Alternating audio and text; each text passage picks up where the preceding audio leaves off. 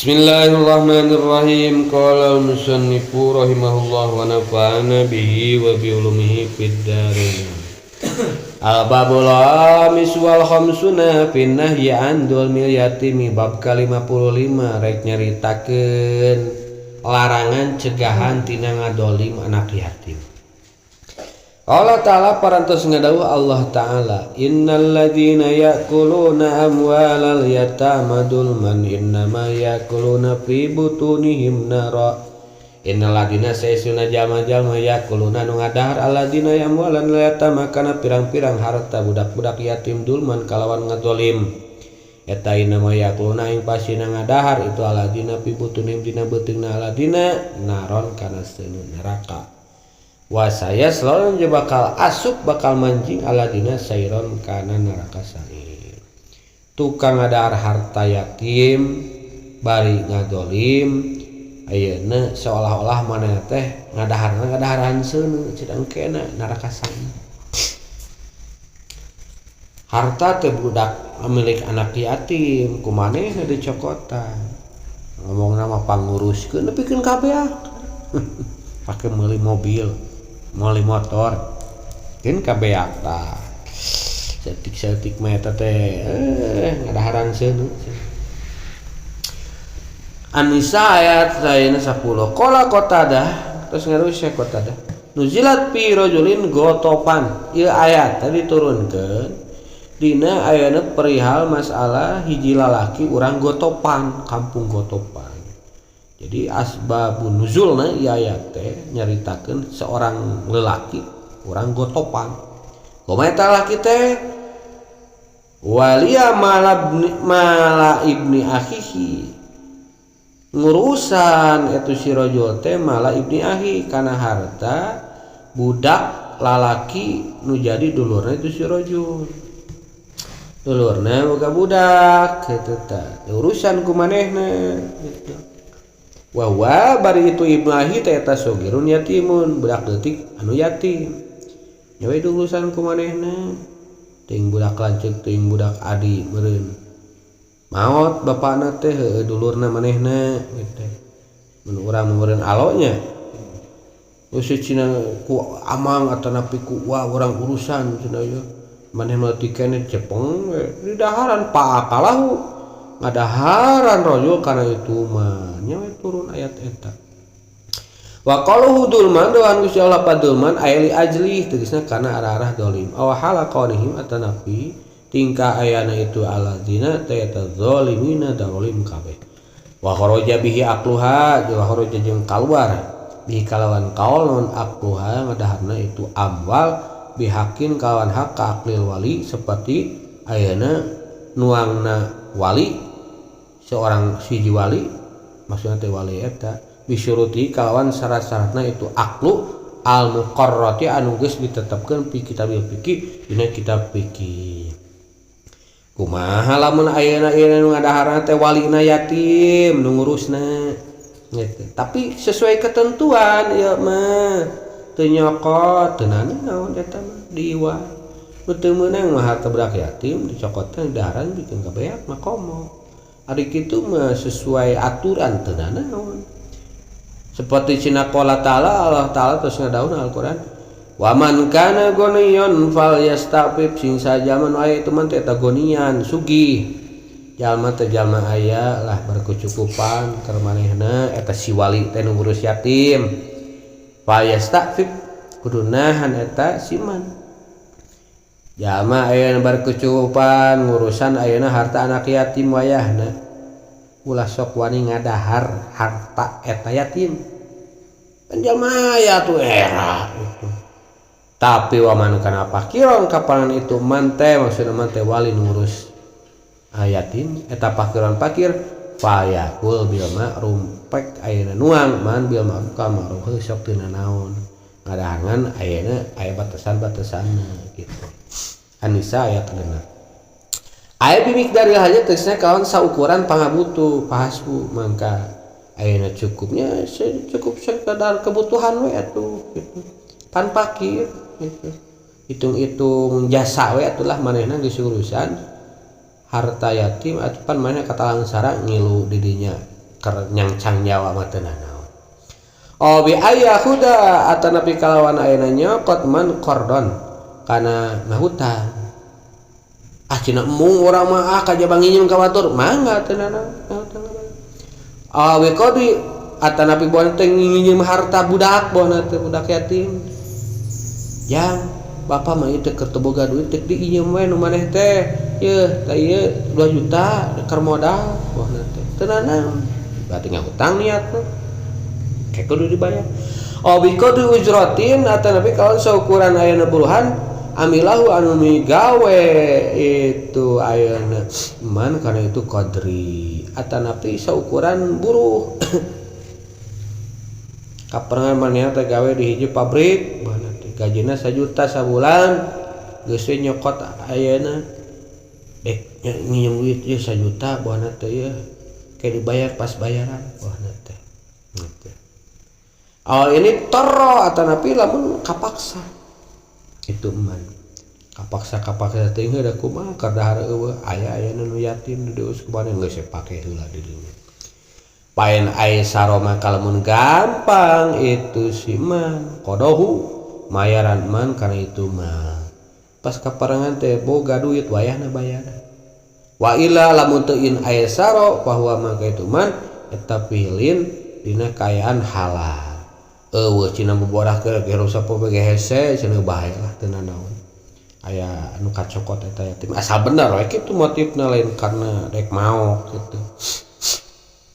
Waqad nama sarenya tanya tetes aya nu ngelingan ngemutan Gusti Allah taala ala ta'aqqudi hakil ayatan kana kukuhna tanapi kuatna hak pirang-pirang yatim. Allah dielingan wayahna cenah hak yatim cenah kuat berat. Wa maziril i'tina jeung tambah-tambahna ayeuna perhatian bihi ka itu hakil ayatan hakna ayeuna gede yatim urang kudu bener-bener perhatian atuh da saat-saat ayeuna budak butuh perhatian ti kolotna maot eueuh anu atuh lain ku urang-urang bikali kawan Allah qabla hadil ayat sami ayat wal yasal ladina law taraku min khalfihim dzurriyyatan diapa wa yasa sareng kadasieun saladina jalma-jalma law taraku lamun ninggalkeun aladina min khalfihim ti satukangeun aladina dzurriyyatan kana keturunan diapan anu lalemah haupun sarieun itu aladina alaihim ka itu dzurriyyah diapa kulusieun jeung lamun urang ninggalkeun keturunan anu lemah baik lemah secara ayeuna kitu hartana lantaran dipaukan ku dulur-dulurna atanapi secara ayeuna kailmuanna atanapi ayeuna hatena atanapi ayeuna semangatna khaufu alaihim anu sarieun itu aladina ta alaihim ka itu duriyah wal yattaqu karasieun itu aladina Allah ka Gusti Allah wa yaqulu qolan sadida sareng kadang ngucap aladina teh ucapan anu benar anu sae salapan idil muradu karena area nu dikarepkeun nu dimaksud teh eta bisyahadati siap kalawan persaksiana ayeuna siapna teh persaksiana ayeuna ke tupang kiring siapna ilapan bari nyulayaan liman hamila pikeun jalma hamila anu ayeuna nanggung atanapi katalarman al ayata kana ayat ala anha kana sieuna ayat eta pil wasiati dina wasiat bi aksaro kalawan langkung seueur minas sulusi dina sapertilu awana hudalika atau awana hudalika alhamdulillah tanapi umpamana eta ayeuna kitu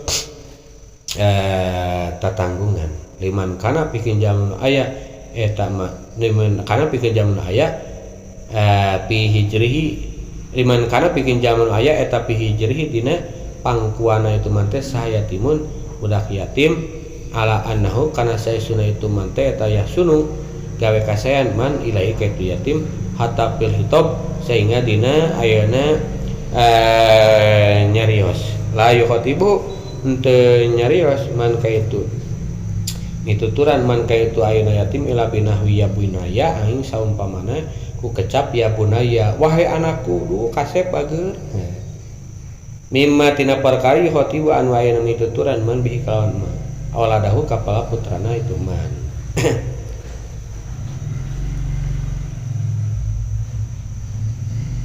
tina waris kepan tina wasiat pan ulah leuwih tu saperti lu kan itu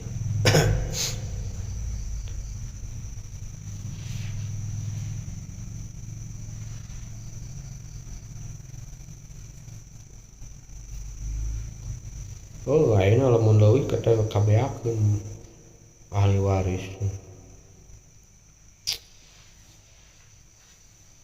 Wayam alus sareng migawe itu man mau satana yatim minal birri wal amruf tina kasayan sareng ayeuna ma'ruf kasayan walisan sareng kasayan. Wal qiyam sareng ayeuna nangtungan bimalihi dina hartana yatim makana perkara yuhibbu anu mikaresep man ayat alam hidaman man bimali kalar hartana man wa biduriyati sareng turunan man min badi sabadana man. Apa we jiga prioritaskeun urang ka harta urang ngurus harta yatim teh. Prioritaskeun urang ka awak urang kitu ka budak yatim teh kitu. Katurunan urang gitu. Ayeuna jaja mangkasuna ayeuna babalas mah eta min jinsil amal kalawan jenisna amal. Urang alus ka yatim ke urang bakal alus ka urang. Urang alus ka anak yatim ke alus ka anak urang gitu. Aya we gitu. Maliki yaumiddin ay al jaza. Allah teh kan anu ngamilik di poe ad-din. Ad-din nya teh naon ay al jaza. Jadi hari pembalasan. Kayak makal aya babalasna in khairan fa khairun wa in syarran fa syarrun. Alus dibalas alus, goreng dibalas goreng, melak ponteng jadi ponteng, melak cabe jadi cabe, melak goreng dibalas goreng, melak hade dibalas hade. Kama tudinu tudanu sakumaha ayeuna tudinu anjeun merlakukan orang lain tudanu maka ya seperti itulah kamu akan diperlakukan. Orang alus ka batur ge bakal alus ka urang. Orang goreng ka batur goreng ka urang. Ai kama tapalu yupalu maka tegasna seperti perkara tapalu nu midamel anjeun ka batur yupalu maka bakal dipidamel ayeuna naon maka ka anjeun bayeuna mah dina ayeuna hiji waktu urang migawe ieu si anu ieu kalusan hiji waktu ge si itu bakal nyeun kalusan terkadang teteh teu kumanehna ku budakna teu ku budakna ku incuna matak sakeuleut tapakuran di daerah asin aya kolot baheula sok bageur kitu ka urang teh keur sakola teh sok dibere duit ku manehna teh inget teh da sok kaingetkeun teh kanu nyieun kalusan mah gitu sabab orang baik itu akan selalu diingat dikenang ayeuna maneh teh rada kolot rempo gitu eta nya meureun geus ieu na ti Gusti Allah urang teh sok nyieun kalusan ka maneh sok inget baheula pang-pangna mah inget baheula keur sok diberian duit teh jadi ku manehna ya jadi urang teh sok mere we kitu aya milik dibere mun ieu dibantu eta al jajamin jinsil amal teh dunia keneh wae geus ditempuk terkadang ayeuna hiji mencarita we mencarita kolot baheula boga santri ngararaji kitu teh diurukan ku kolot maot kolot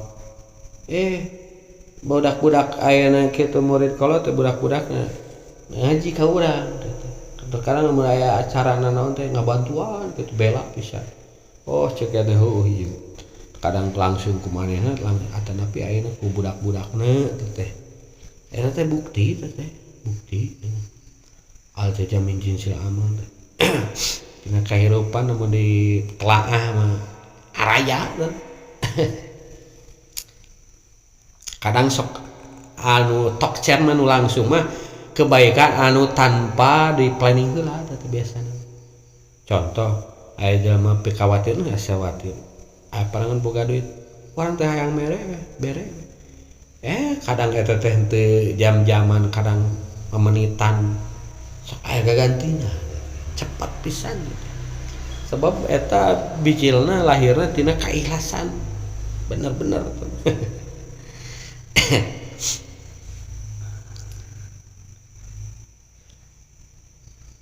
al insanu aminun mutasarrifun ari manusia teh eta aminun mutasarrifun fi malil ghair sok merasa aman sok ayeuna molahkeun nasorupkeun fi malil ghair dina masalah harta batur wala auladi gairih jeung ayeuna ka pirang-pirang putra ayeuna liana itu insan urang kadang sok keuneu da aya tetangga keuneu da aya dulur keun da bulak si anu wa idza nalikana keur kitu bil mauti qad halabi kalawan kematian maut qad hala manjing itu maut bihi ka itu insan ceklek we cenah maut wa yuzihillahu ta'ala fi mali maka Allah ngabalas ka insan sa Allah ta'ala fi malih dina hartana insan wa dzurriyyatih turunan insan wa iyalih keluarga insan wa sairi ta'alluqatih jeung ayeuna sakakarina pirang-pirang perkara anu cumantel nu berhubungan jeung insan dibalas ku Gusti Allah.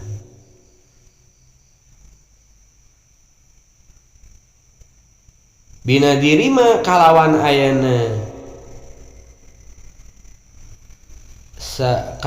ayana saukuran perkara atau nepi setimpalna perkara walau nu midamel insan kana itu mah gore kabaturna itu insan bantu pisan bakal dibantu pisan memeusan in khairan fa khairan wa in syarran fa syarrun na alfiah ngabuang kana teh in kana khairan fa jazaohu khairun wa in kana syarran fa jazaohu syarrun atuh lamun alus dibalas alus mun goreng dibalas goreng wal yahsya man kakedah sieun salah akilu zaman berakal robahu ka pangeran akil wa yatasarraf sareng ayeuna kedah molahkeun akil al ayatam ka pirang-pirang budak yatim aladina pihiji nu aya di pangkuana itu akil bima ku perkara yuhibu an mika cinta akil